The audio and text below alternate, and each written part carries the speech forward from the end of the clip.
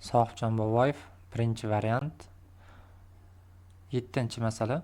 Quyidagi rasmda berilgan modda molekulasidagi barcha bog'lar sonini aniqlang. Xo'sh, demak buni qanaqa qilib aniqlaymiz? Ya'ni har bittasini mana bunaqa chizib sanasangiz ham bo'lardi. Oldin ishlagan vaqtimda mana shunaqa chizib sanab ko'rganman. Demak, unaqa sanashga hojat yo'q. Ya'ni bittalab har bittasini qo'yib, lekin baribir nimani bilishimiz kerak? Mana bu joyda uglerod borligini va bitta vodorod borligini, mana bu joyda uglerod va mana bu joyda ikkita vodorod borligini va mana bu joylarda bittadan vodorod borligini bilishimiz kerak bo'ladi. Demak, mana bu joyda ham uglerod bor. Bu joyda ham uglerod bor va mana bu joyda ham uglerod bor.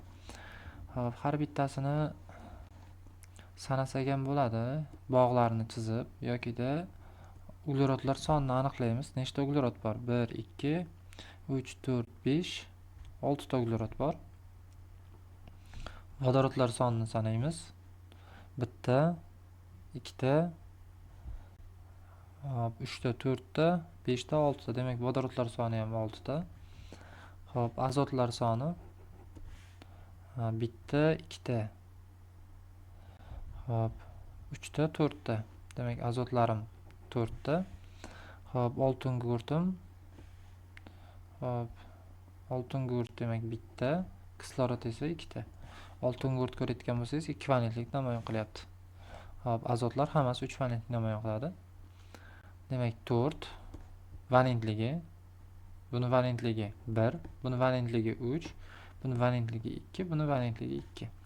4 ni 6 ga ko'paytiradigan bo'lsam 24 plus 6 ni 1 ga ko'paytiradigan bo'lsam 6 plus 4 ni 3 ga ko'paytiradigan bo'lsam 12 plus 2 ni indeksi 1, 1 ga ko'paytirsam 2 ni o'zi plus 2 ni 2 ga ko'paytiradigan bo'lsam 4.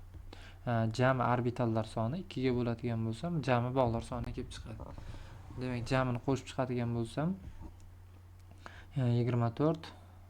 Demak, mana bu ikkalasini qo'shsam 6, mana bu 6 bilan demak 24 48 bo'ladi. 48 2 ga bo'ladigan bo'lsam 24 ta jami bog'lar soni. Bizda to'g'ri javob C.